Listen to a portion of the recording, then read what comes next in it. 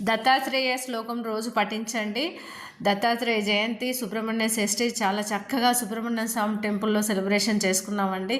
కల్వకుంట్ల కవిత గారు కూడా పాల్గొన్నారు. చాలా సంతోషం అండి. నేను ఆ టెంపుల్లో అందరినీ కోలాటం ఆడిపియడం, మూవ్ అవ్వడం, ప్రతి ఒక్కరూ మనకు దగ్గరలో ఉన్న టెంపుల్లు ఫెస్టివల్స్ కన్నా దర్శనం చేసుకోండి. టైం తీసుకోండి. టైం లేకున్నా కానీ ఏదో ఒక టైం తీసుకొని వెళ్ళి దర్శనాలు చేసుకోండి ప్రతి ఒక్కరు. నేనైతే నాకు తోచిన చిన్న